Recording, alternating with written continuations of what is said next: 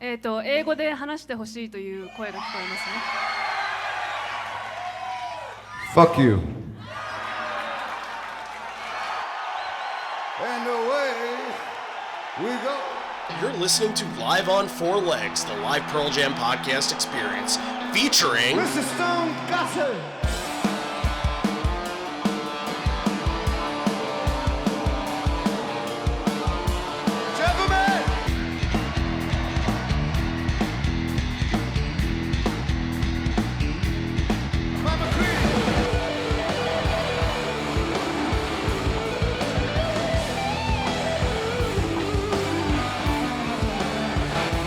Fucking Cameron in the drum.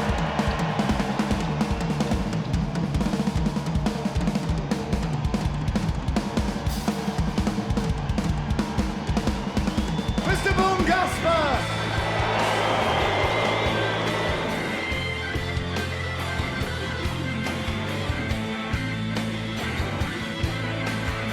You can call me Al, you can call me Ed, you just fucking call me, why don't you?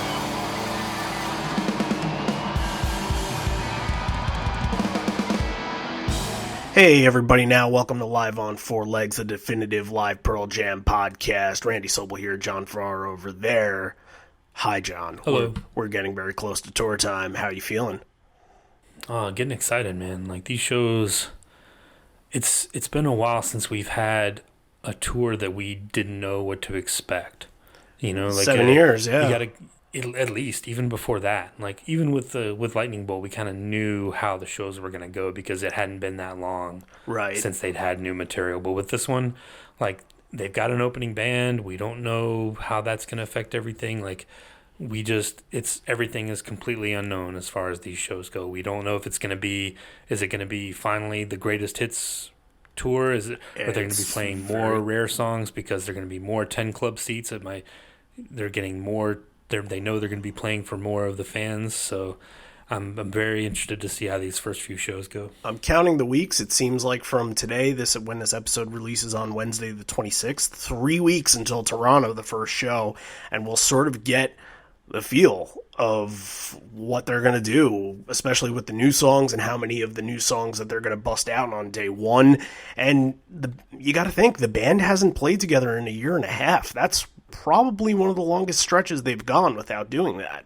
Yeah, you got to think rehearsals have been going on this whole year in Seattle. I got to think they've been holed up, working out everything that they're going to do. And I'm surprised that it's going to be interesting. I'm surprised that there's not going to be like a warm up show in Seattle somewhere, like at a showbox. There still could be. It could be unannounced. We don't know. Yeah, and maybe like what they're doing with the Apollo is kind of that, essentially, that it's replacing that, but I don't know. I feel like, you know, a tune-up is needed for this sort of thing. If you're in Seattle that week before, maybe just kind of hang around the bar scene and see if you see anyone milling around. You might come up with something cool there. But yeah, we still don't have a leak of the album, so if anyone's holding on to it, please send us an email. I'm very interested to hear the rest of these songs. So it's We've waited a long time, and the wait's almost over. Yep, 100%. So we have a lot of cool things that we're doing on tour and that we have for you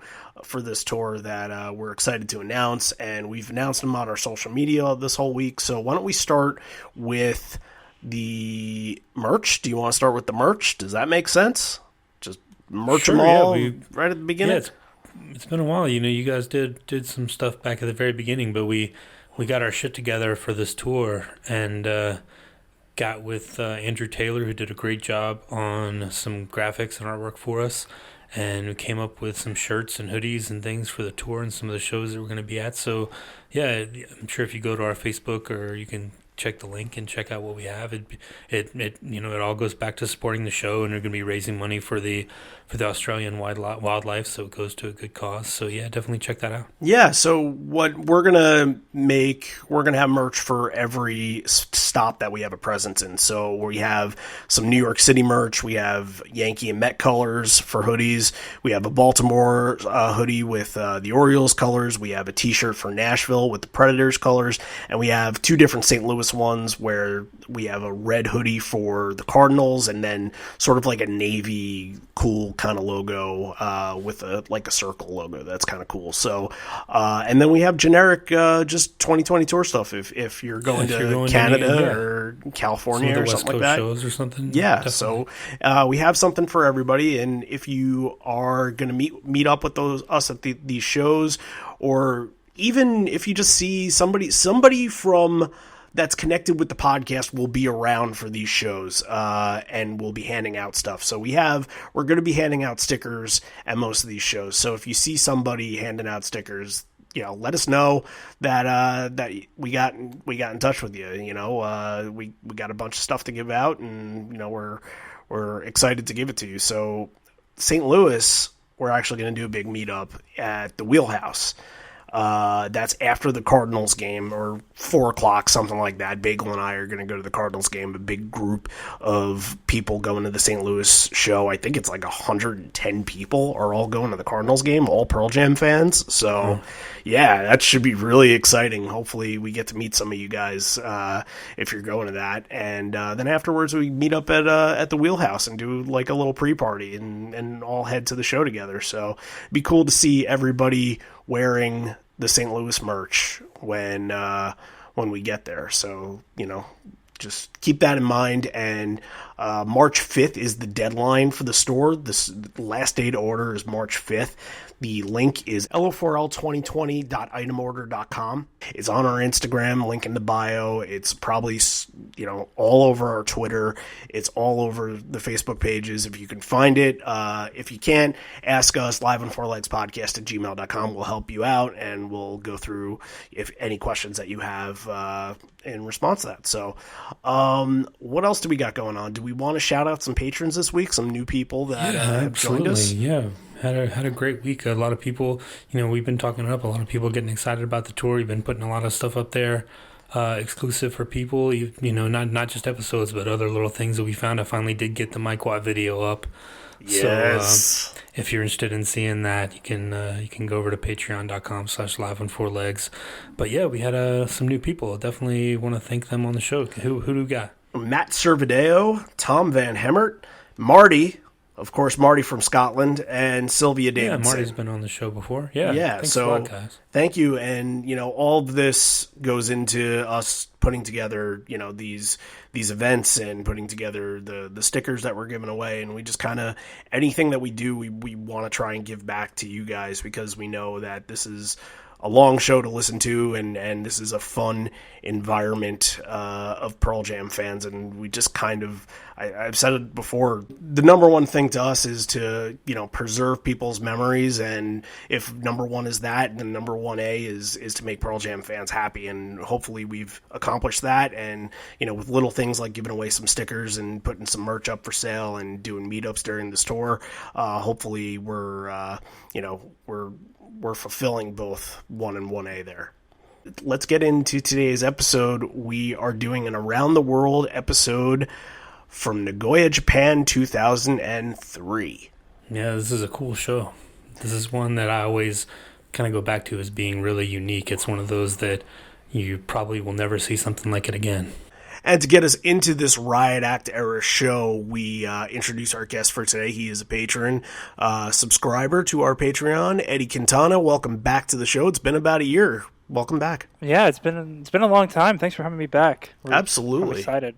Yeah, and this one actually kind of worked out in sort of a weird way, because what we didn't realize is one day you won our trivia contest, and we sent this to you, and then you responded on something on our social media saying, 2003 is one of my favorite years, so it got me to thinking, all right, well, it's good to get Eddie on because you've only been to one show, so you don't have another that we can take from, your collection of shows. So I'm thinking, in 2003, this one's pretty good. This was the show that we sent you for winning trivia. So it all very interesting, coincidental kind of happened. So did you listen to the show when we first sent it to you, or? Yeah. So you guys sent it to me. I popped it on. I listened to it, and then when we decided we were going to do this show, I went through it again. I listened to it one more time through, and then I got about halfway done. So I have about 2.5 listens under my belt. 2003 is an interesting year, man. You've said before in conversations that you love Riot Act. What makes Riot Act stand out to you? Well, I think that, I love this band. I call myself almost a Pearl Jam apologist because, even an example with the new song, people were like, oh, I don't like the new song. I reserved my opinions, and now I love this new song, right? They could almost do anything, and I could find a reason why I would love it so much. But I'm a political science major, and I'm very interested in politics, and this is the year and the album and the tour where they got really political, and they haven't been that political since. So I'm always interested in listening to, especially 2003 U.S. shows and the reaction to political songs like Bush Leaguer, and how that was, how the fans who knew 10 Verses and Vitology reacted to their band that they quote-unquote liked become so political and, almost anti-Bush. So I find that whole thing, interesting. The tour, the album, I love it so much. Yeah, they got some different covers too. You started getting Know Your Rights and Fortunate Son, The New World, a lot more kind of like the punk rock influence came in. Yeah, exactly. Yeah, and it's one of those situations where, again, No Code was maybe the first time where you kind of weed out the people that aren't going to be your longtime fans, and this might have been, the other big one where it's just not for everybody. People that are not into politics in their music probably backed out when it came to this one. Yeah, and it didn't help that, No Code, you're right, is the first one, and then it's Riot Act just came right after Binaural, where it was a more experimental sound, and they weren't doing all these punk covers. There was more sleight of hand of the girl kind of material on that, so that didn't help out coming off Binaural either. Yeah, very experimental in the way it didn't get its foot off the ground, but Riot Act kind of did. Riot Act, at least from my memory, was able to sort of grab the casual fan base, because at that time I had sort of dropped Pearl Jam from my repertoire, but I went back to them for Riot Act because I knew that Binaural at the time wasn't really for me. I was into Yield, I was into Versus and 10. But when Riot Act came back and I heard Save You, I'm like, okay, I'm back in on this. This feels like the original stuff that I really love from this band, and I bought Riot Act, and it didn't, first couple listens, it didn't really stick to me, and I was listening to a lot of different bands at the time, a lot of different genres, and it sort of fell by the wayside, but now, I rank it, it's just outside of the top 5. I love this album, especially looking back politically now. You can kind of relate some of what they were saying back then as sort of a foreshadowing as to almost 20 years in the future of what's going on now. But this is interesting because this is Nagoya 2003 Japanese show. They did 5 shows in Japan. Before that, they were doing Australia. So it's the same kind of thing that we talked about a couple weeks ago with 1995, where they were just doing the Southeast Pacific Coast. But John, at that time, they were the biggest band in the world, and this time, not so much. Oh, yeah, by 2003, the landscape of music had changed. You had, your Napsters and all that stuff was starting to pop up, and the Napster was a really good band, by the way. I have tons and tons of their music. Oh, yeah, it was easy to find. But yeah, the MTV had changed. If you went around saying you were a fan of Pearl Jam, I was almost like, really? Why? It was old. It felt like you were listening to, I don't know, something from the 70s, kind of. Yeah. It fit in with the classic rock. And let's not, get too revisionist with our history. Like when Riot Act came out, even Pearl Jam fans, you would be hard pressed to find someone who didn't put it last on their album rankings when it came out. Like it was considered weird and not, it didn't make an immediate impact. This is probably the last of their challenging records. When they came back in 2006 with Avocado, they were a more accessible kind of rock and roll classic rock band. But Riot Act is a challenging record, and at the time it wasn't initially loved right away by a lot of people. However, I will argue that 2003, and I've always gone back to this, is the year that the band cemented their live legacy. That, you were going to go to shows and you were going to get things like Mansfield. You were going to get things that, haven't been played in years and years and years. And they were going to be the band that really were going to give you the set lists that are going to be unique and different every night, where you're going on the internet and checking right away. Well, I got 3 days until my show. What are they playing this night? What can I expect for mine? So if you're, and I think people at this time were still feeling pretty diehard about it after, 12 years or so. I think that live-wise, even though the album didn't hit as well as it could have, I think live-wise they were really finding their groove, and Ed was more comfortable with it too. I think you see a lot of these shows that Ed is more willing to talk to the crowd and more willing to be comfortable, I would think. Yeah, I think they were more relaxed with their place in the world at this point, and in 2003 they played, I think, the most shows they'd played in a year since 1991 or 1992. Like this is a long year of touring. So yeah, and it started early and it went all year. And I definitely think that they found their groove when it came to live stuff. I think you could see it happen in 2000 when they felt comfortable enough to release all the shows on bootlegs. Right. And then I think this really is like, let's go one further. This is where they felt really, at home almost. Like this is like what they wanted to do. Yeah, it's bringing the stuff back for the longtime crowd members, stuff that Jack wasn't playing in the no code era, and just sort of giving everything back that they can, and that's sort of where we are today and why we have a podcast and why there's such a coveted live band out there. So let's kick this show off, and this is something that has never happened in a show before at this time. The last show to date, on record right now, this is the opener of that show, and they opened with it a couple of the home and away shows, I believe, Wrigley and the Fenway show, and that's why you get Given to Fly as the opener here. But this is the first time they're doing it, and I love it as an opener. I think the build to it fits perfectly. It depends on the show, because sometimes the slow burn is nice to have there, but Given to Fly as an opener, give it to me half the time. Start doing it way more on this tour, I would think.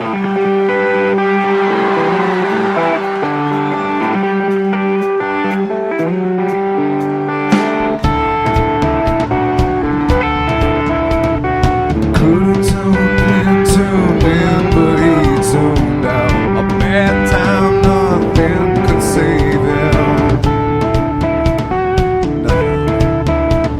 Alone in a corridor, waiting locked out. He got up out of there, ran for hundreds of miles. He made it to the ocean, had a smoke and a tree. The wind rose up, set him down on his knees.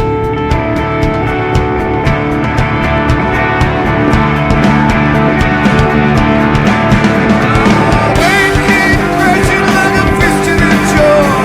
Living in wayside, look at me now. Arms wide open with the scissors for.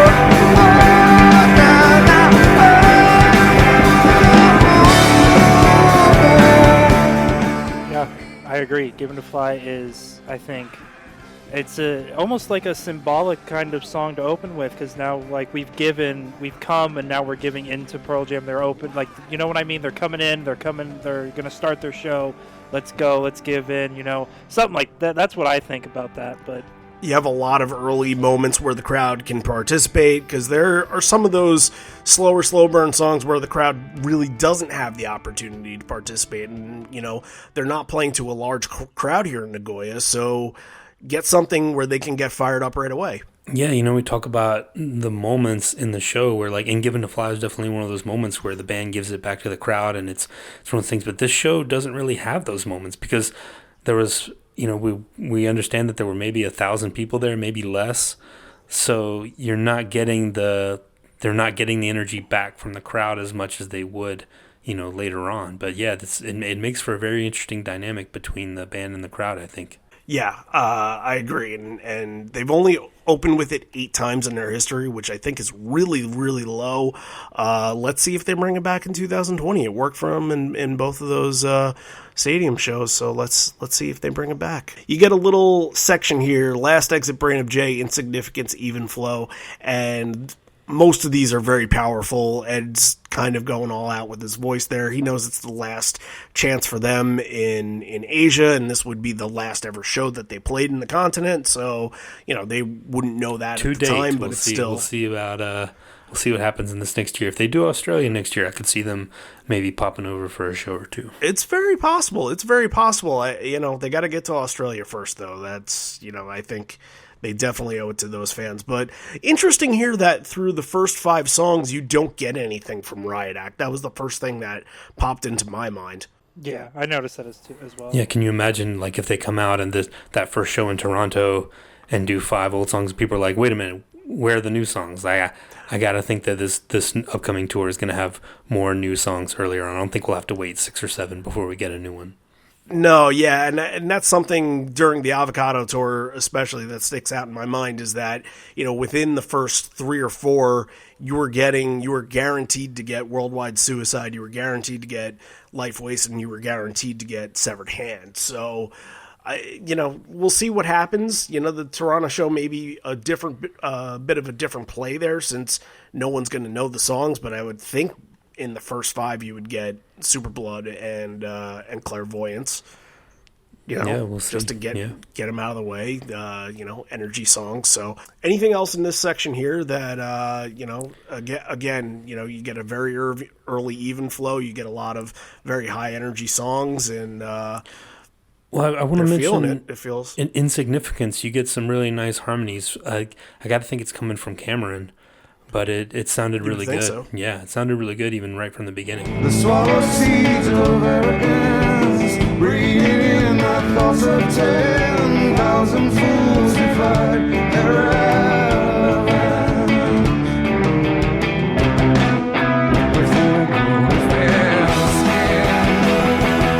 Ed has a translator this whole night. I forget her name. Chino. Chino, thank you. Yeah, I wrote it down later. And translator comes on and talks to the crowd. And the crowd is loud here. It sounds, it doesn't sound like it's a big room, but they are loud after everything she says. He's whispering into her ear, and they seem like they're into it. To me, at least. Yeah, I don't know if it's the way that this show was recorded or just the room that they were in, but they are definitely loud when she talks, but sometimes I feel like they aren't loud in between songs or at spots of songs where crowds normally are loud. That's my biggest point, yeah. And I'll get to it later. There's a song later that especially just feels really weird when they don't do a call and response type of deal. But at this point, they're kind of making a connection with the band, at least, even if it's through a translator. Right. But Ed says during this, he says something, looks to somewhere and he says, flash the lights so we can see Bill Gates. I don't know what that whole thing was about, but he bring up Bill Gates a couple of times in this show. Yeah, I think he said it was for the wrong song, I think, first.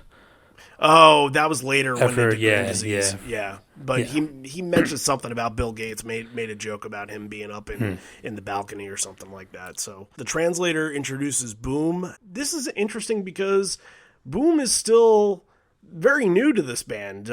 People are still really getting to know him, and he hasn't really been around the American crowd yet, but I feel like almost immediately people just gravitated towards him. And how could you not? He's such a lovable personality, but it didn't...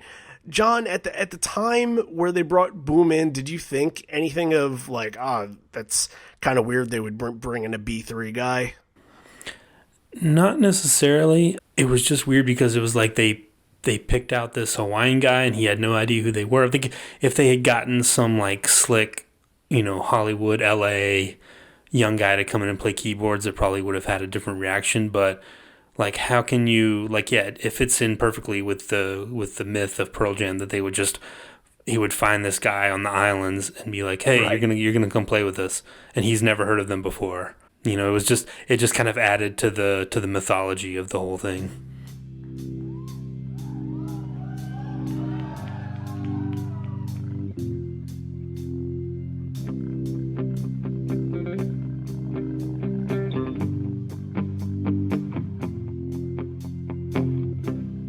Is this just another day? This God-forgotten place. First comes love and then comes pain. Let the games begin. Questions arise and answers fall. Insurmountable. Love, Captain, take the reins and steer us towards the clear. Yeah, it's already been sung, but it can't be said enough. All you need is love. This is a fantastic version of Love Boat Captain. We haven't covered it on the show in a long time. I do love me some Love Boat Captain. It's one of my favorites off the album. And you're right that this version of it on this particular show is quite incredible. And you got to think at the time this song is still hitting them pretty hard because it's very early on, and right. it was one that was written for Roskilde, and this was a common song that they would play back then. Almost every single night they were doing it to promote the album, but more so to in remembrance of what happened, and that kind of fits in with I Am Mine back to back. There you get a little bit of the tribute back to back, and this is sort of your Riot Act section, like you were saying before. Love Boat Captain, I Am Mine, Get Right. Get Right though.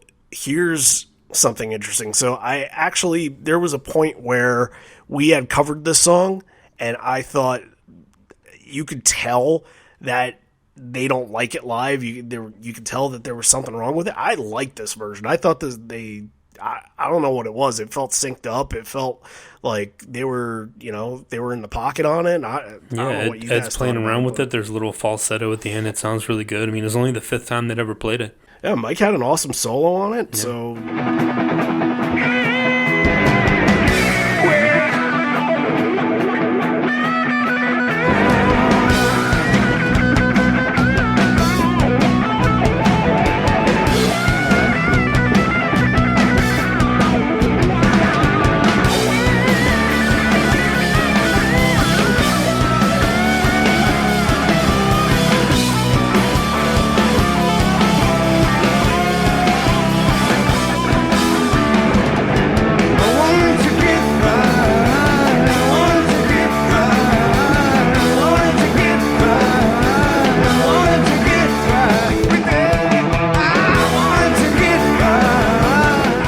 One of the ones, this hasn't left the Riot Act era. This is very few songs have not come back from their albums. I think maybe just this one, album-wise.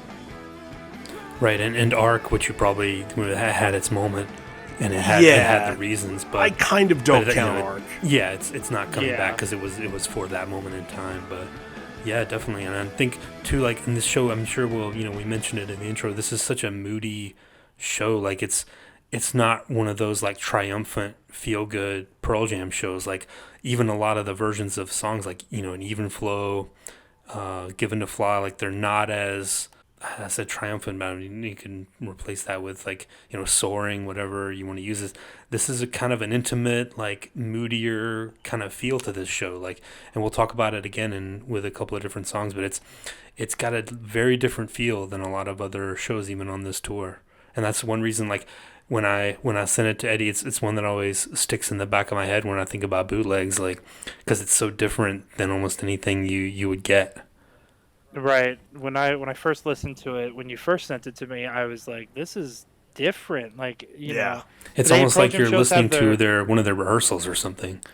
right, like almost like a very long sound check. But Right. it's almost like Pearl Jam shows have their moments where it's like we're getting up, you know, we're building, and we get into a corduroy, or we're building and building, getting into an even flow. But like they build and build, and it almost doesn't lead anywhere to a certain point. Like it doesn't come down. Like they just keep building, and it's so moody and so dark, but it doesn't ever go away from that. So that was one of the first things that I noticed, and I do absolutely love the Lobo Captain I Am Mine back to back. That is so awesome.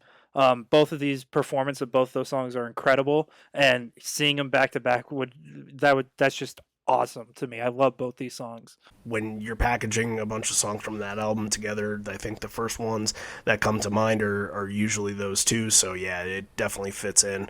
MFC after Get Right, and then you get into the weird stuff like we were saying. There's an improv, and MFC sounds great. It's very atmospheric, and it's exactly what you want in the song. And you even get a little bit of the revving car noise there, Joe.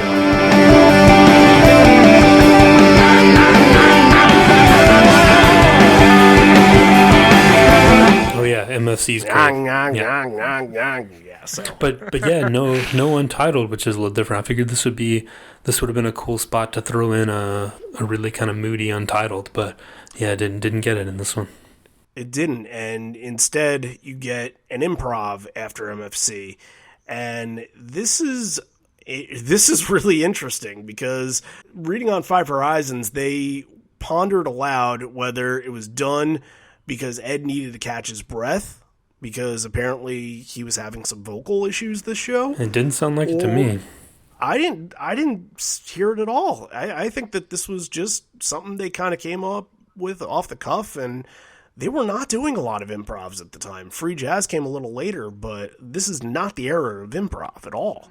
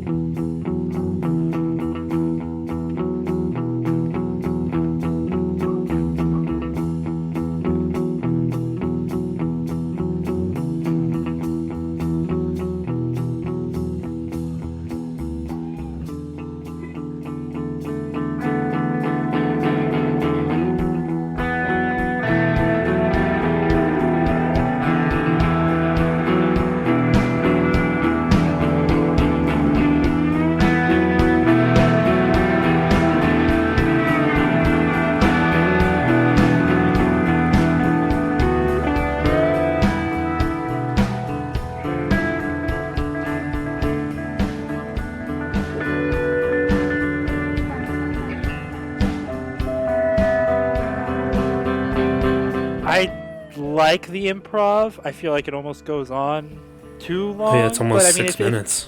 Yeah, it's super long for an improv. But I mean, if it was done for Eddie to catch his breath and get his vocals back to where he needed them to be, I understand. I like it. It's interesting. It almost like some of their songs they do improvs on. You can tell this is like a verse section, and then we're gonna go into a chorus section. I almost didn't notice any of that. It almost just seemed genuinely like just one long improv. It was just a jam, basically. Right, yeah. That was it, and kind of everybody was sort of doing their own thing, and it kind of melded together pretty well. But you're right.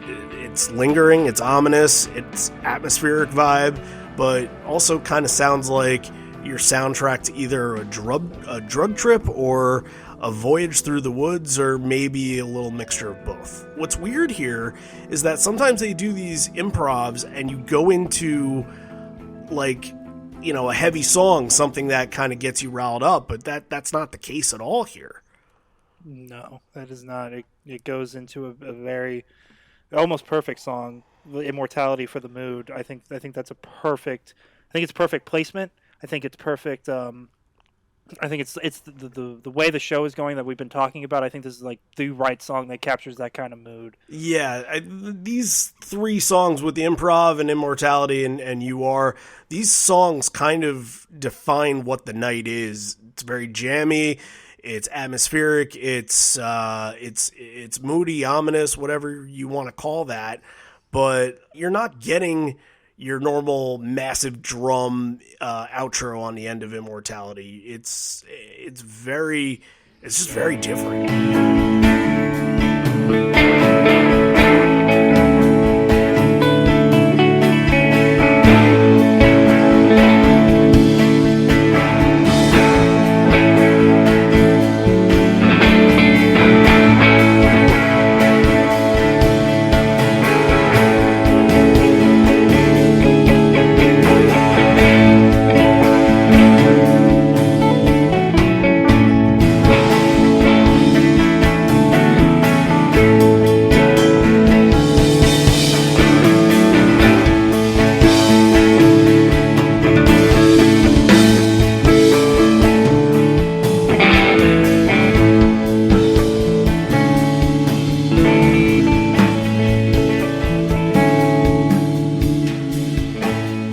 Stone come in with like an acoustic guitar. I don't know if it actually was, or if it's that little plug-in that he uses, but yeah, it's a very different sound for Immortality. It's something that I don't think we'd heard it by any time before this, but yeah, it goes on for 8 minutes. It's fantastic at the end.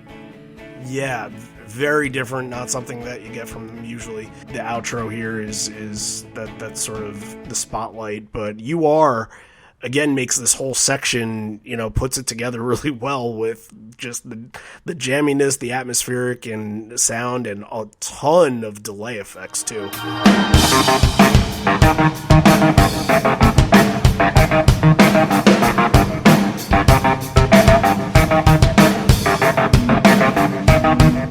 Love is a tower of strength in me. I am the shoreline, but you're the sea. The sea. I love You Are. I'm glad that they've been bringing it back recently. It looks like they play it once or twice a tour, which is great. I love You Are. It's fantastic. Matt bringing in that drum machine, that effect, everything about that is so cool. Once you break down that song, so I love it. It's definitely one that I need to see live, right? Like for my first show that me and Randy actually like covered, like I didn't have songs I wanted to see. I was just like, whatever they play. But now that I've seen them, You Are is high up there for songs like I need to see a live version of You Are, and I love this song. I can see them combining it with like a clairvoyance. It kind of fits Right. in It's that very same, yeah. The drum machine kind of tie-in.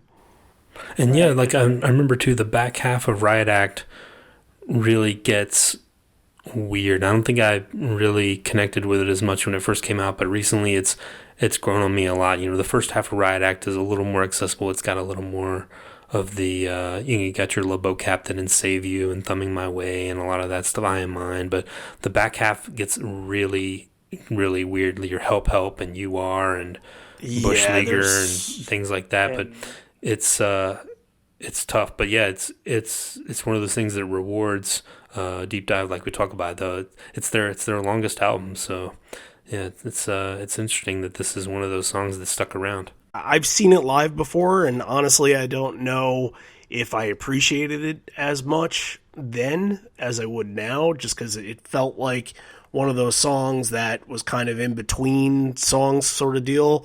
But, fourth time going to see them, you're still trying to figure out what you want out of them and what you enjoy out of them. But now I would take this in a heartbeat. Anything from Riot Act, I think I would be very, very happy with. You get a section here. It's interesting because it's not you're not building, I think you mentioned it before, Eddie, you're not building to like this spectacular, all right, let's go and hit a blood, let's go and hit something that's a big mid-set song. Do the evolution even. Do the evolution, sure. Right. It's like, it's kind of, you're raising the spirits a little bit with Light Years. Green Disease is a little poppy, and then Daughter, you get something at least recognizable, but the flow, I'm not saying the flow is bad. I'm just saying it's all very interesting. There's, you can't put together 2 or 3 songs, section them out, and then put together another 2 or 3. This is all really more like 6 or 7 together. Right. You start, this coming out after you get Light Years, which was a single off binaural, so it's possibly recognizable. And then you get Green Disease, which is a back half Riot Act song, which is a fast tempo, whereas Light Years is this like ballad. And then you get down into Daughter, which is one of their most popular songs and is super like out there and everybody knows it. And it does bring the spirit back up. And then you get down into a super dark and aggressive song like Lucan. Like it's weird. It goes in and out, and I like it. I think it works to a certain extent. It fits the show, fits probably the mood that they were in at the time. But looking back on it, and like almost kind of for me, you look at the songs on paper and you're like, huh, interesting. Like how is this gonna sound if we do it this order? Like it's super weird almost. And this could be sort of, the tryout here. They're about to do a big North American tour in April. So they have a month before they can really, do much to experiment. So here, if they experiment in front of 1,000, 2,000 people, then it's gonna, they can play around with it, and maybe they won't bring this kind of section into the North American tour, which I don't know if they did much of. I don't have this vivid memory of every single set list they've done that year. I know sets that I like, but they don't sound anything like this, that's for sure. And it just kind of fits in with a very jammy kind of night. Like Light Years here is very methodical. They get off to a really weird start because they're off key twice. Right. So they're it's sort of janky, and then Green Disease is not as poppy as it usually is. It has sort of a step down to it, and then Daughter's Daughter with no tag. Yeah, the Right. Green Disease is the one you get for Bill Gates that they meant to do. That's right. And yeah, only the 5th time that had been played too. You get these early album cycle shows, and you get a lot of new, like early versions of stuff. But yeah, Daughter, he just goes into like a loop or like a lot of echo stuff. Like it really fits in with the vibe of this show. It was really different.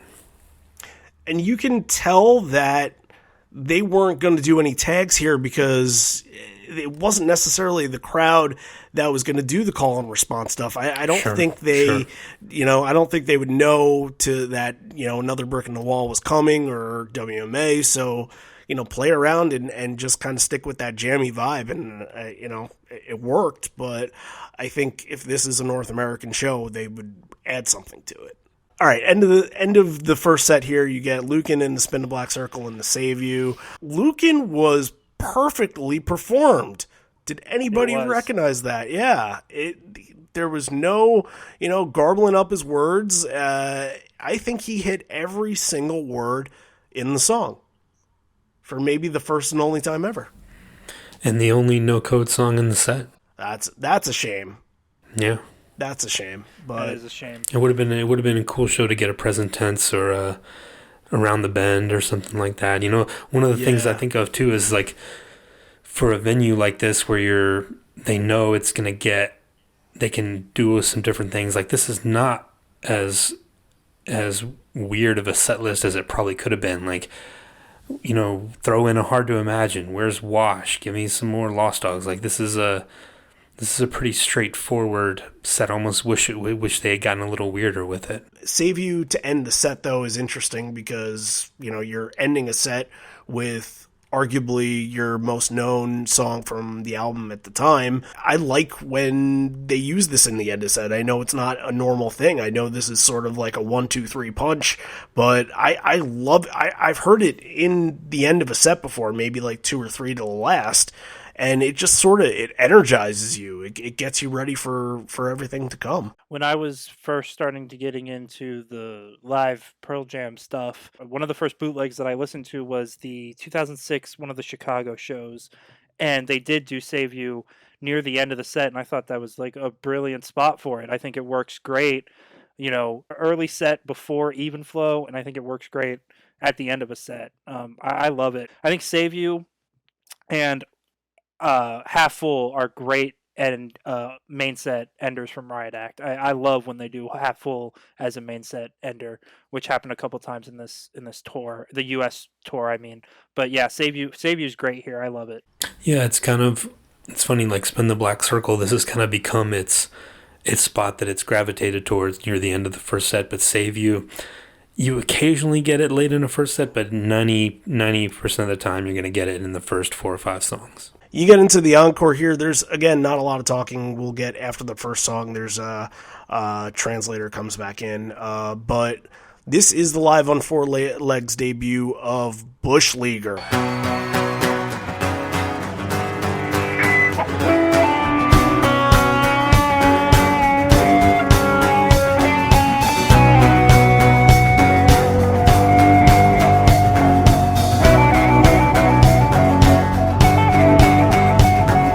How does he do it? How do they do it? Uncanny and immutable. This is such a having tailpipe of a party. Like sugar, the guests look so refined.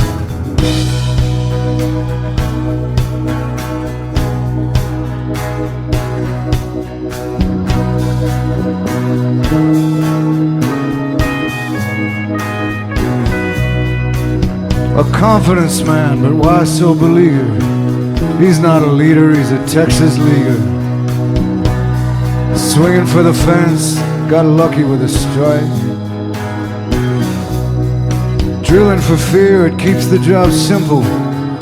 Born on third, thinks he got a triple. Blackout weaves its way through the city. We have not talked about Bush Leaguer yet, so where to begin? I think it's one of the more underrated songs in their catalog. I think people just kind of brush it off as a joke because it's political and it's just kind of anti-Bush and it is what it is. It's sort of like a parody almost, but some of the lyrics, like the blackout weaves its way through the city, is one of my favorite lines. That's one of the first it's things that come to my amazing mind is that line. It's such a great line. It's so good.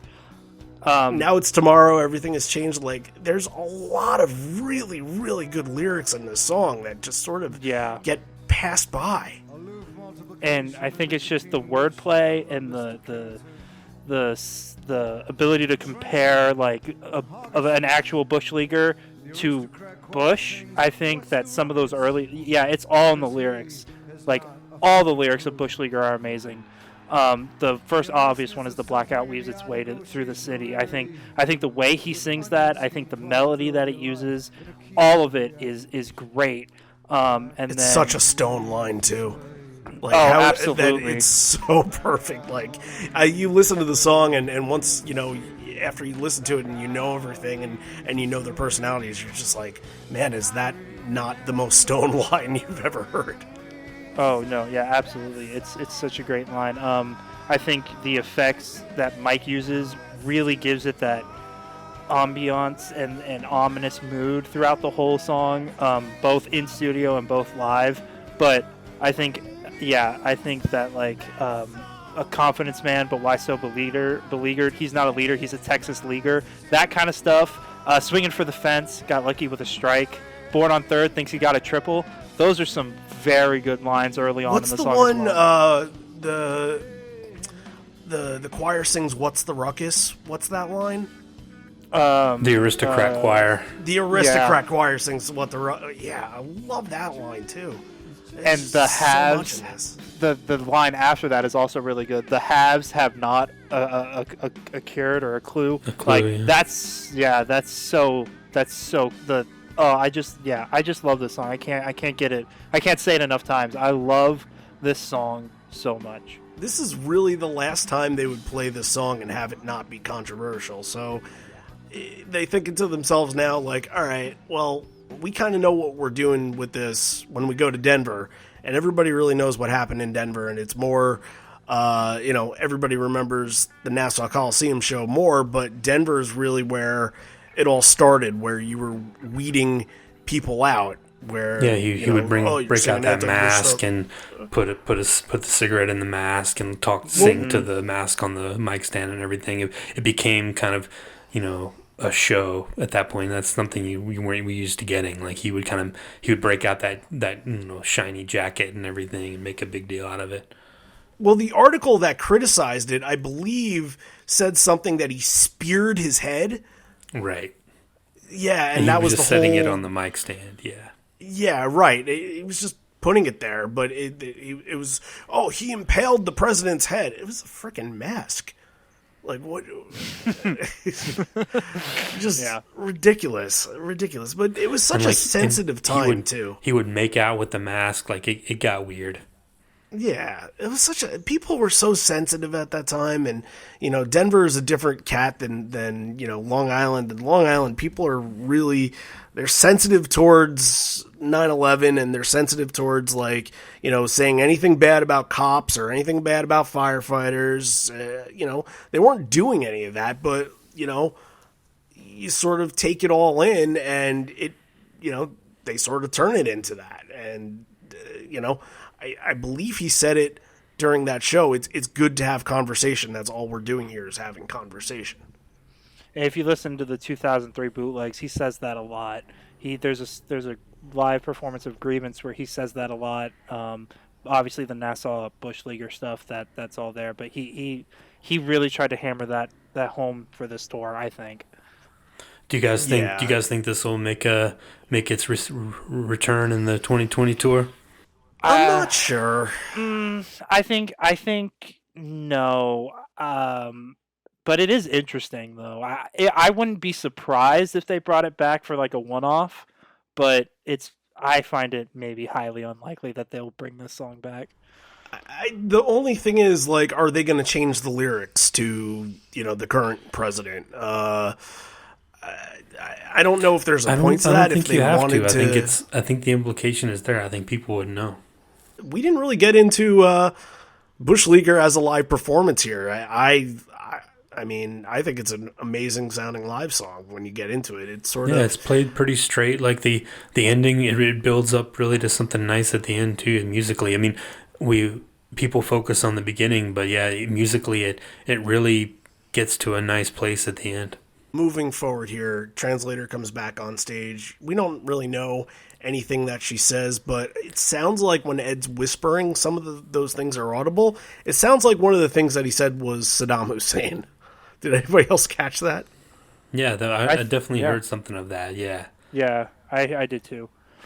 Yeah, I don't know. Did you catch the little musical tease after Bush Leaguer? Sure did.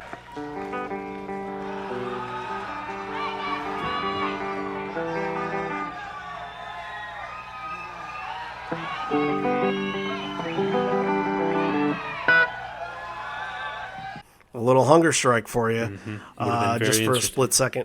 Yeah. And the crowd recognizes it, and the crowd, kind of gets disappointed when they don't do it. All right, after Bush Leaguer and all of that good stuff is whipping into Better Man. Better Man was the moment in this show where, you get so used to hearing things live, and you get so used to call and response, and you get so used to just sort of the things that make Pearl Jam, and that when they don't do the call and response to the chorus on this, it feels really flat. This song especially needs participation on it. She lies and says she's in love with him, can't find a better man.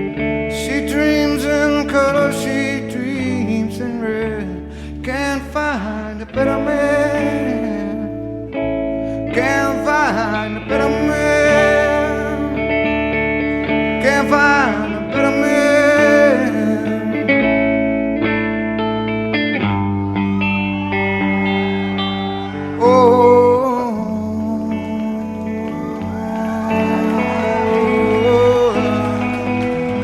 One of the things I did notice about this particular performance of Better Man was that kind of, I couldn't pick it up at first, but now that you're explaining it, it's definitely the crowd participation and back and forth between Eddie and the crowd, and that's definitely what's missing. I think it seemed off without it. It's like it's not Better Man unless you're singing the entire first verse and first chorus. Right, and I think that there is a show from this little Japan run.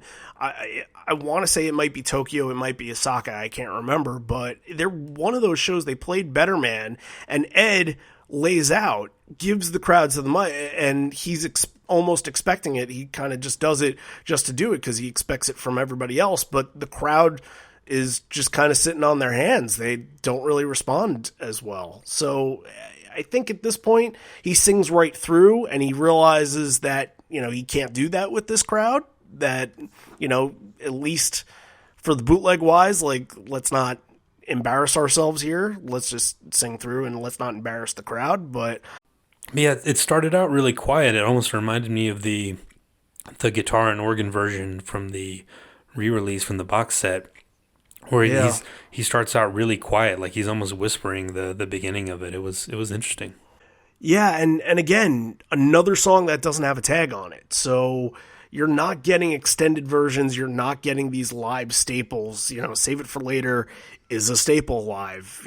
Every single North American show you're going to get it, and the crowd knows what's coming, and you're getting a ton of call and response. But just like Daughter, if the call and response is not there, then just play it straightforward and straight through.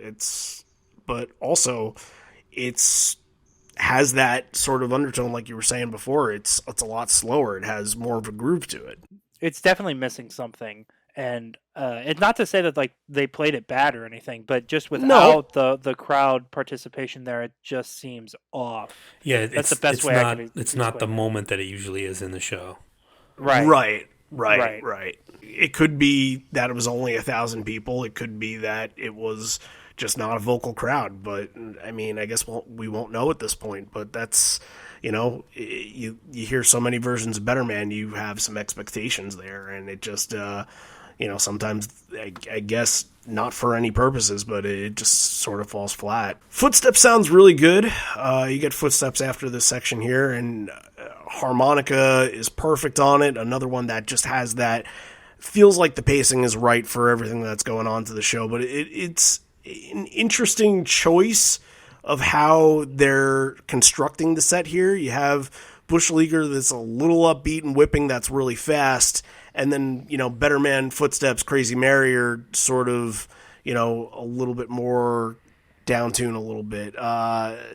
What'd you think of the section, John? I gotta think it was hard for them to come up with a set list for these shows. I think it was more that they were just almost, well, not necessarily throwing things at a wall, but just trying things out. Like, we normally do this, but let's try this and see how it works. Why not? And you get the last night of these tours where they kind of break out different things and try different stuff. So, yeah, I thought it was fine for the thing. I mean, it's not necessarily a down slow. I thought it was just kind of more mid-tempo-ish, just kind of like. And the Footsteps they don't play it like they did in 92 or 93, where it's got, the harmonica gives a little more bounce to it, and it does have a cool solo. It gets a little bit at the end. It's a little more mid-tempo. But yeah, Crazy Mary is the highlight here when Boom and Mike start their back and forth trying to outdo each other. Yeah, this is kind of the first time, not this moment of the first time, but this is the first time period where Boom is starting to hit a stride with this song, and people are starting to figure out what Boom's role is with the band. And to this day, you're expecting it for Crazy Mary. It's going to be a big Boom song. So yeah, another 8-minute plus version. End of the set here, you get a very early performance of Down, which they played it a lot in the early stages of the Riot Act tour, and it leads me to think that this was one of the ones they thought, all right, this was a mistake not putting it on the album. It seems like there was some regret there. He mentions that a lot in these versions. He'll be like, I don't know why this didn't make the album, but it's a great song. But yeah, another one where it's only the 5th time they played it. Yeah, think about this being after Thumbing My Way into Green Disease or something like that. It had, it had a spot. They could have done something with it. It would have changed it. Like, Riot Act is not a poppy album. It just didn't fit in. Just like you think about something like a Last Soldier, it's just almost too melodic and too happy and too bouncy for where they were at the time. Right. Yeah, I agree. I think that I love Down. It's great, but it just didn't fit in Riot Act. I think that the transition, specifically the one that you mentioned between Thumbing My Way into You Are, is such a cool transition because I view Thumbing My Way as the end of like part 1 of this journey, and You Are really gets you into the second half of that album. And I think that if you start with Down, it completely changes the personality of it. It changes the way I think it changes the way the album's going at that point. Up at that point, you get all the like most poppy stuff out of the most recognizable stuff out of the way with a Save You, Love Boat Captain. I would even argue Ghost. It's pretty punk, and it's got a banging solo by Mike, and then I Am Mine and Thumbing My Way. You get into You Are, it starts that dark build to Help Bush Leaguer Half Full run and the back half of that album. So would you have made Ghost or Crop Duster a B-side to get Down in there early? I could maybe argue for Crop Duster being a B-side and maybe doing Can't Keep, Save You, Love Boat Captain. I know, I'm sorry. I love Crop Duster. Just to defend myself, I love Crop Duster. That riff, that opening riff is it's so cool.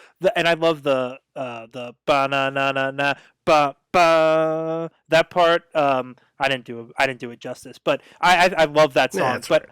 I said I could see an argument. That doesn't necessarily mean I would be in favor of that argument. But yeah, I don't know. I think there's a spot. I don't know. We would just have to talk about it some more. Let's, where else could we put Down? I'm convinced that there is a spot on the album for it. I'm convinced that it belongs there. And you're right that You Are kind of starts a different side, side B completely being different from side A, but I still think that you can put Down after Thumbing My Way and it would still work in some fashion. Go Down, Green Disease, Help, and a bunch of those. We end the set with Rearview Mirror, and I was actually very surprised by this version of Rearview Mirror because I thought we were getting some more atmospheric jams, like some spacey, weird, stuff that they were doing early in the set. This was very fast-paced. It didn't fit that same vibe. It gets into it maybe later, but they start off very fast on this. Mm-hmm. Yeah, that's one of the first things I noticed was the pacing of this Rearview Mirror is it's go go go go go. And maybe they're just thinking that at this point, like we've done a lot of our jammy stuff for the night. Maybe let's close off the set really strong and not feed into that whole mentality. Right. Let's go all the way. Let's pedal to the metal. Let's go. But I did like the little quiet part, like you mentioned. It does get quiet for 20 or 30 seconds. It is a nice little break in the middle of the song before they get back to it. I thought it was cool. Yeah. Yeah, and during this era, they were really starting to experiment a lot more with Rearview Mirror. Stone is using a lot of different effects on his guitar, and you can kind of at this point, say, okay, it sounds like this style of music. It sounds like this one. It sounds like a couple of different styles for this version. It's kind of, just regular fast-paced rock and roll at first and then gets sort of into that spacey, jammy area. But, you can't say anything bad about Rearview Mirror. It's not allowed on this show, so I got nothing else to... We always say that, there's 536 versions or whatever it is now, and they're all great in their own way. Yeah, pretty much. There's nothing awful about Rearview Mirror ending a set. We get into the second encore here. translator is speaking, and you kind of hear Ed saying that they were gonna play Nothing Man. Did you guys hear that? I thought it sounded something. He says something like, "Thank you very much for coming," or "We really appreciate your support," or something. When I tried to run it through the translator app that I have, and it popped up with something like that for a second. I thought it was a kind of them saying, thank you for coming with us on this. It was kind of a summing you up. You didn't the hear night Ed clearly saying to her, "We were going to play Nothing Man." I thought I heard that. I did not, but that doesn't mean he didn't. Yeah. Okay. I'll have to listen back and see if I hear it more closely. Well, if I hear it, then I'll add it in right here. I was gonna play Nothing Man for somebody, but I'm gonna play this one instead. 予定ではナッシングマンを、演奏するつもりだったんですが、観客の方のために、この曲を演奏します。But no Nothing Man. Some asshole in the crowd screams, "Speak English," and Ed obliges and says, "All right, fuck you." Just thought that was a great moment. That's great. I love that. That's great. And Ed, at the time, this is really when, I guess you can say Soon Forget he really started doing it, but this 2003, he's really starting to get into the acoustic stride and kind of getting into solo Eddie here. And this is the first time in a full set, but the second time that he's ever performed You've Gotta Hide Your Love Away. And of course, there's, in Ed fashion, there's a hiccup in there in the middle, and he picks right back up. It's no problem, it's no big deal, but I think he's still getting into figuring out how to play these songs by himself at the time. Yeah, I can definitely tell the growing pains almost of, all right, it's just me and a guitar, let's see what we can do. And he fumbles, but you're right, he picks right back up, and it's like not that big of a deal, and we just move on. And it's also tough because he doesn't play harmonica on a lot of songs, so he's got that section too. So, 2 harmonica songs in this show. How about that? Interesting. And then we get sort of bread and butter to end the set, but bread and butter kind of... What was that sandwich that KFC had where the chicken was on the outside? The chicken was the bun? Do you remember that? Yeah.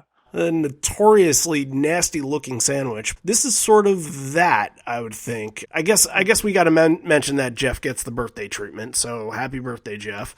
That's coming up, matter of weeks.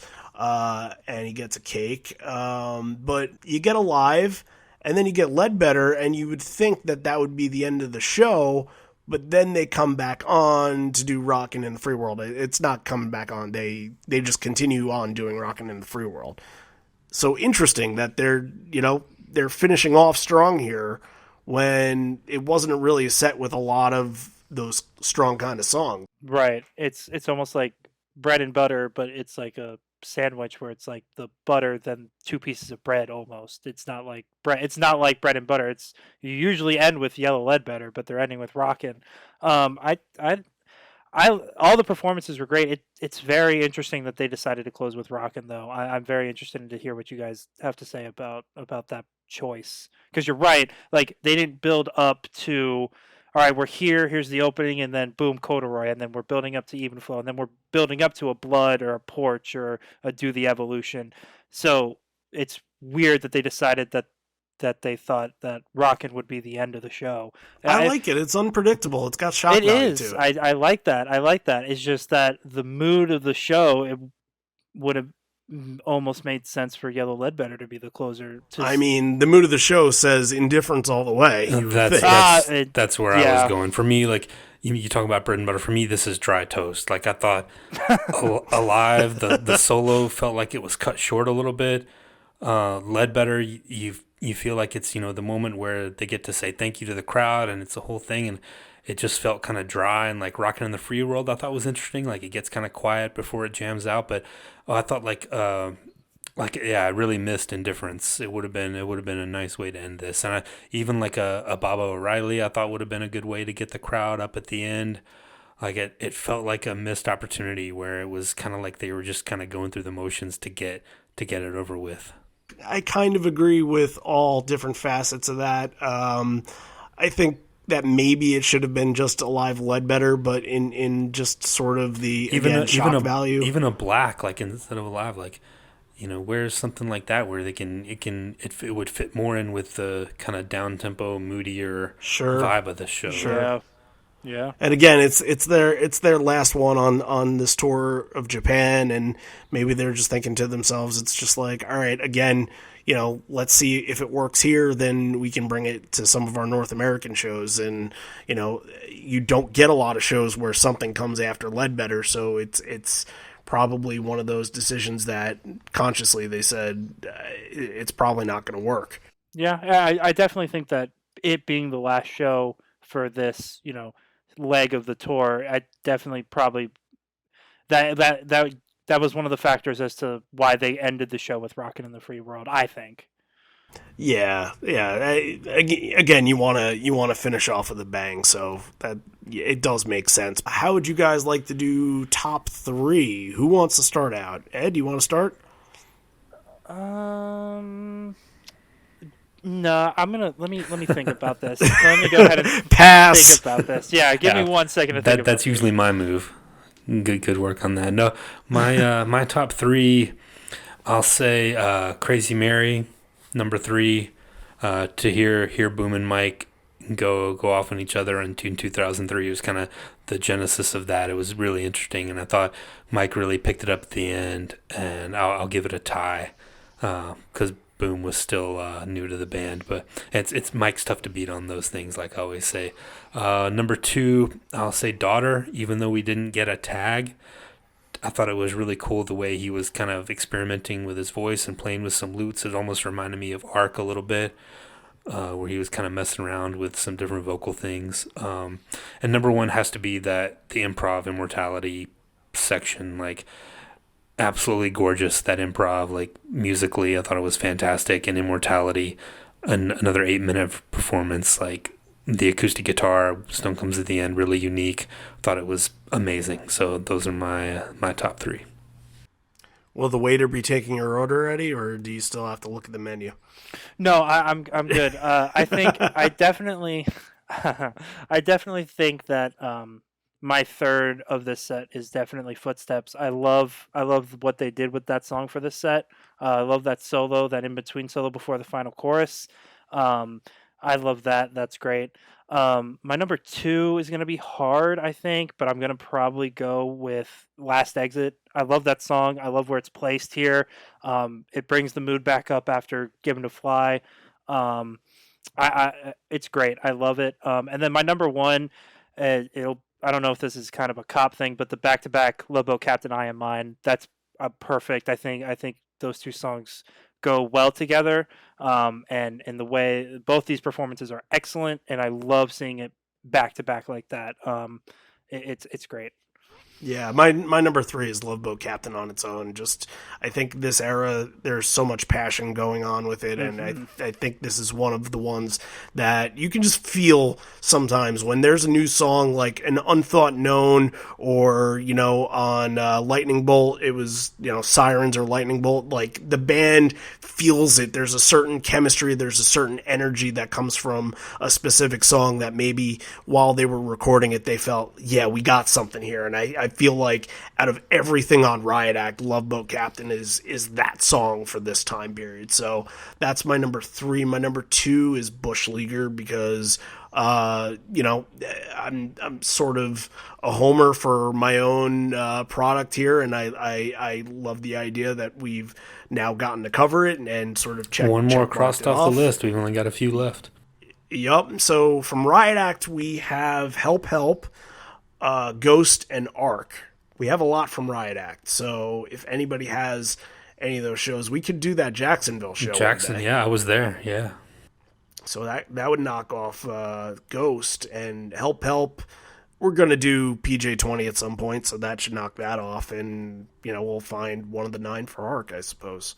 And number 1 is the improv Immortality bit. It's, you know, it defines what this show is in a nutshell and what they were trying to accomplish, and it's just so different from any other set list that you get on any normal night of Pearl Jam that, you know, nobody is really digging for something from Nagoya 2003. This is not something that people really talk about, so us bringing it up and covering it, and getting it into the limelight is just sort of, it's bringing something different and unique to the table, and I think that's one of the big standouts from this, obviously. So, a rating, anybody?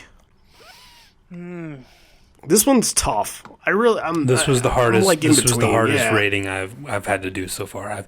I could go both ways. I still am not 100% sure what I'm going to say. No, neither am I. I'm not either. I have thoughts on it though. Sitting here and actually talking about it has changed my perspective on this particular bootleg. For the positive, more positive, or for negative? More positive. Okay.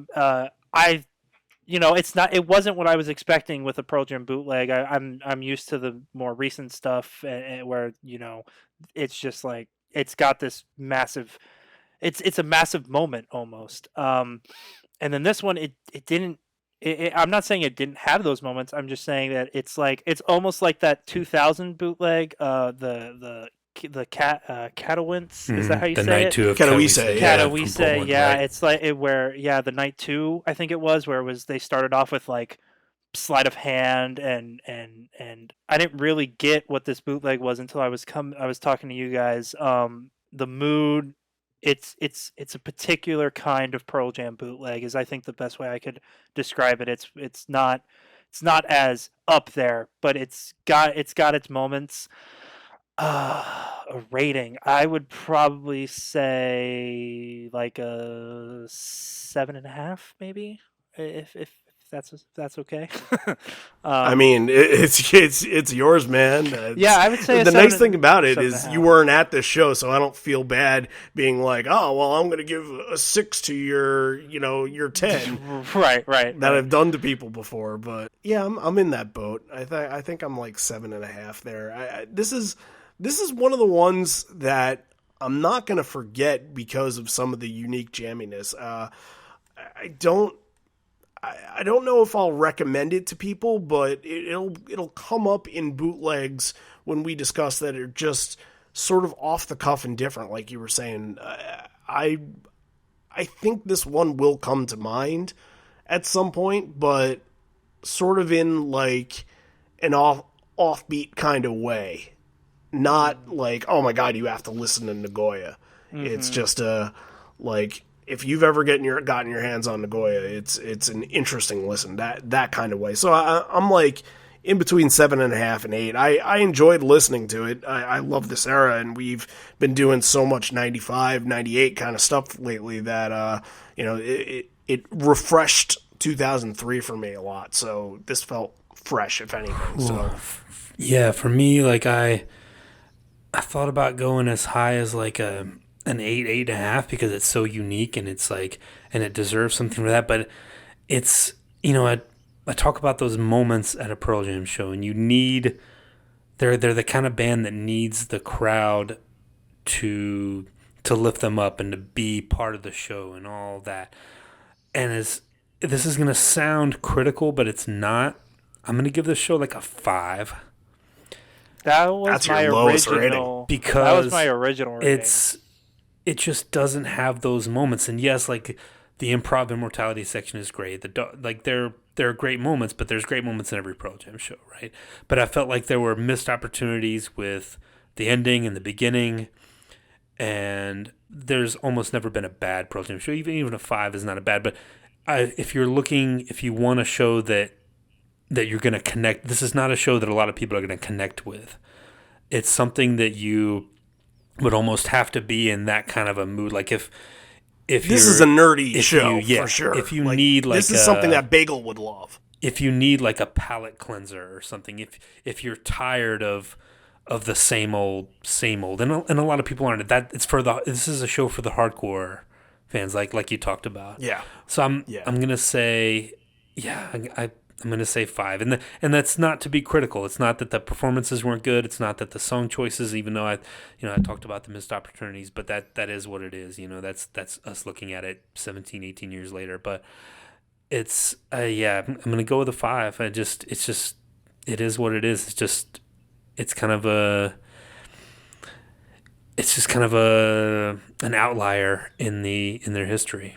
I don't think we've gotten a 5 on this show since we've had you as a co-host. Yeah, I think that is the lowest that we've had in a long time. Yeah, and again, when we started talking about doing Around the World, this was immediately on my radar because I do think it's unique. I do think it's cool. It's important to cover. It's not something we're gonna get every week, and it's something that pops up like I talked about it's one that I always like send to people if I need a go-to, if I can't think of something, because it's a unique listen, but it's not one that I think people will connect with like a lot of them do now.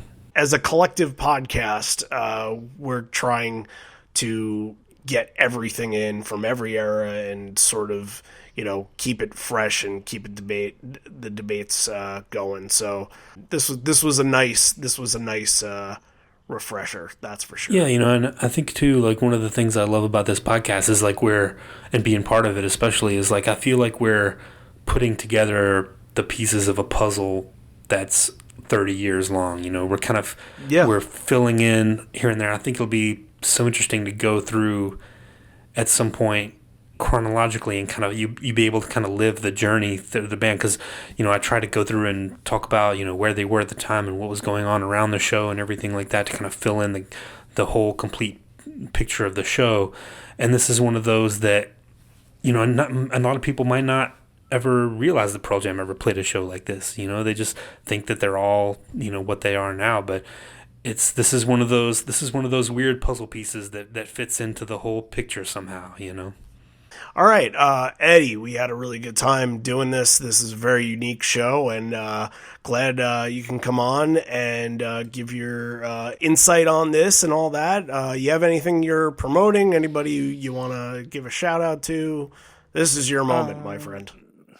I'm on Twitter if you want to talk Pearl Jam. I think it's Eddie Q344, waiting for Gigaton. But big shout out to my fiance. She was in the room the entire time. She was just laying here listening. She didn't make a peep.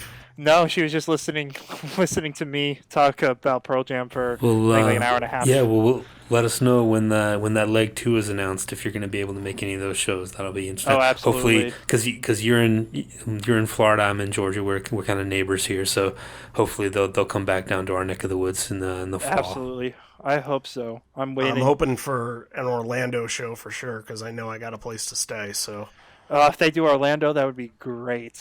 I would love an Orlando show. What if the band did Disney? Is that too weird? Oh man, you would get so many Pearl Jam fans at Disney, and it would just be. Did you see? You'd just be walking around. There was a picture of Ed at Disney World from a couple weeks ago. Yeah. He went with the whole family. Yeah. And people were actually like trying to look for him, that they were down there. I wouldn't be surprised if people that live down in Orlando just said, "Oh, you want to go to Disney?" Just I heard Eddie's there. See Ed. I wish I would have known. I would have stopped exactly what I was doing and just gone straight to Orlando. I'm only like an hour and a half away. I should have told my brother. I should have been like, "Hey, you hate Disney, but go. You guys have passions, so go." All right, Eddie. Thanks for doing this. Oh, thanks. I'll be there when this episode airs. So if you're there, come say hi. Oh, cool, awesome. Yeah. Well, thanks for having me on, guys. I love it. I don't get to talk Pearl Jam with a lot of different people, but it's great to have. That's why we're here. Yeah, these podcast communities. It's great. I love it. Thanks, guys.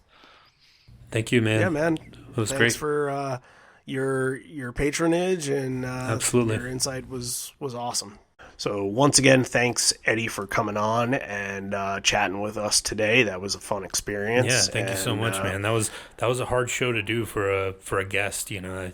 When I came up with that one, that was challenging. I think I did a really good job with it. It was I think you did listen. too. Yeah. Riot Act is an interesting era, and this was very early on. So I don't think we were really prepared for what was in this show. So for a guest that's only done one other show to come on, and he really hit a home run with it. So thanks again, Eddie. We'll definitely have you on another episode soon. So let's close this out. We got a couple of things that we just want to throw by you. First, let's mention the week of the Toronto show, we are let's tease this here. We're going to do some really cool things that week. We are going to try and release one episode a day that week leading into Toronto. So Monday, Tuesday, Wednesday, Thursday, Friday. Yeah, we won't reveal what we're doing yet. It might not be... It's not all going to be like a regular episode. There'll be some cool stuff. No, there'll be some fun stuff. Yeah, for sure. I think we're definitely going to do a reactionary episode just, from the Toronto show. We have a fan of ours that has been kind enough to want to talk to us and kind of give his feedback. For the first time, we're going to have like a live call-in show almost. Yeah, so Brock, get ready. You're on call there. Can't wait to do that.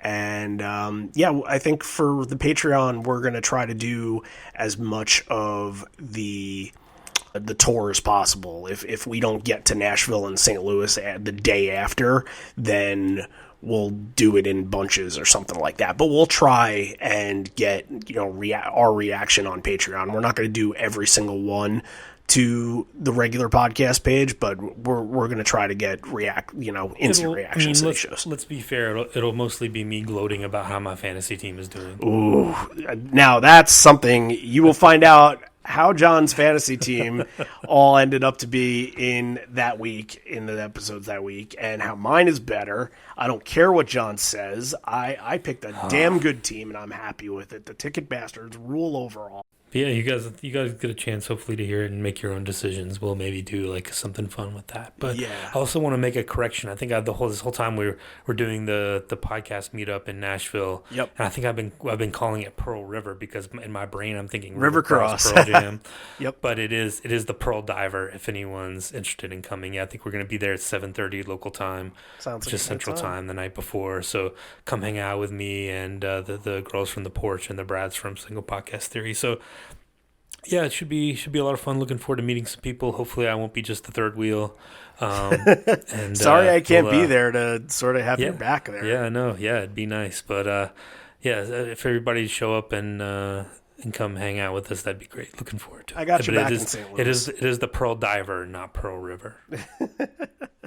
We were going to do this thing, this wish list thing. We posted on our Facebook this weekend about how, I don't know, I just made up this thing where it was just making us, writing to Santa Pearl Jam. I think it was, if Pearl Jam was Santa Claus. Right. And you could make a wish list, what would your letter be to them? So write us a letter. We want to hear from you guys. Write us a letter. Not that we're Santa Pearl Jam, but write to Santa Pearl Jam, but direct it to, send it to us. Santa God or Santa Cruz. From that song. Santa God, Santa Cruz, whoever you believe in. Yeah.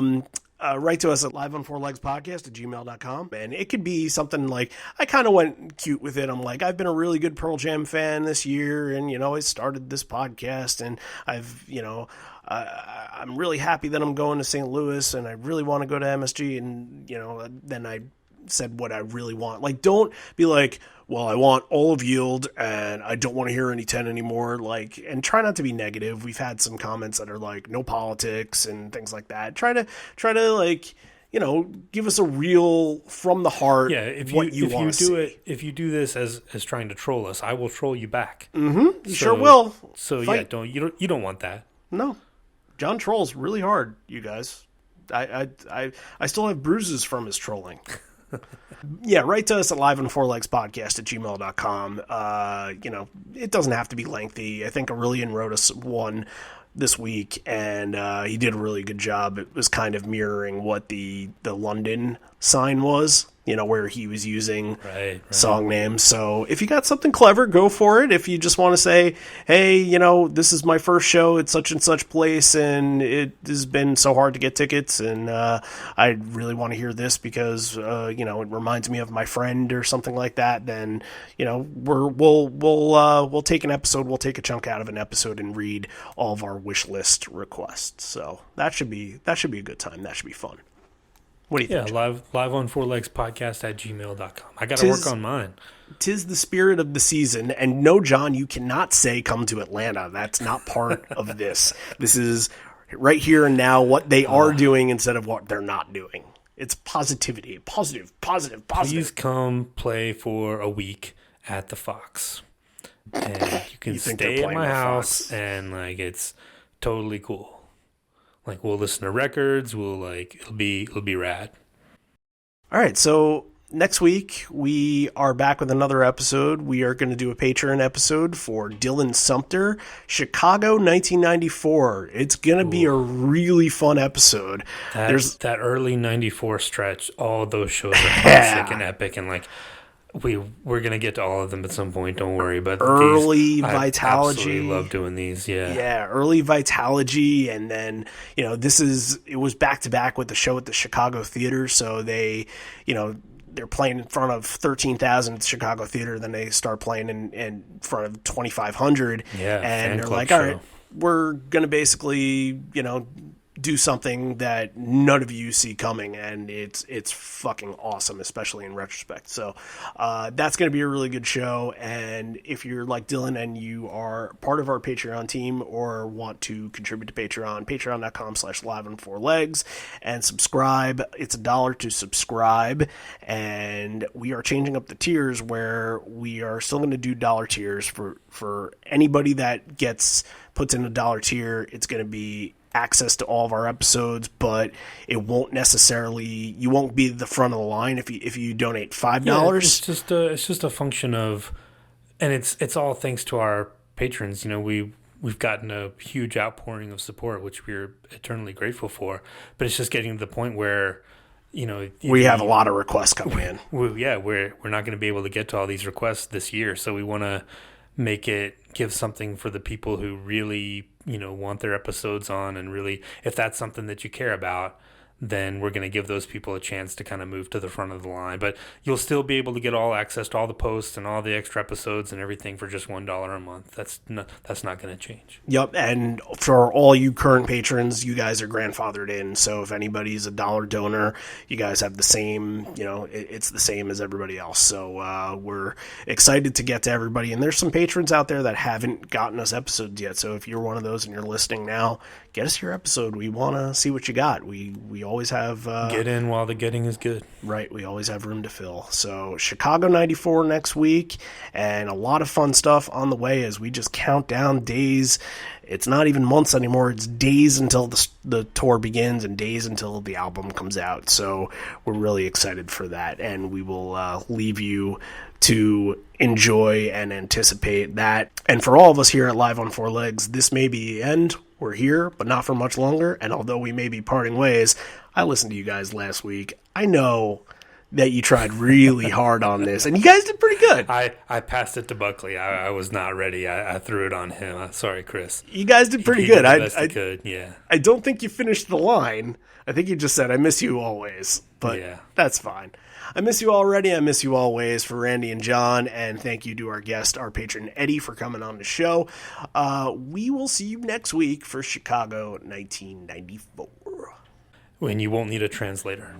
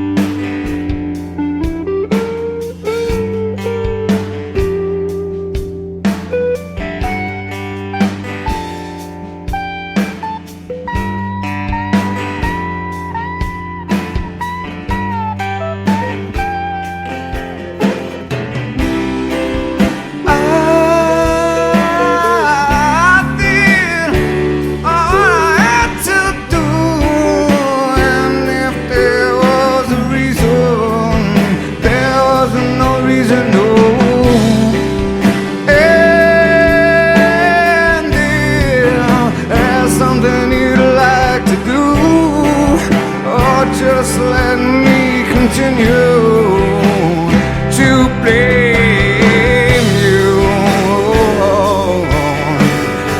footsteps in the hall. It was you, oh, picture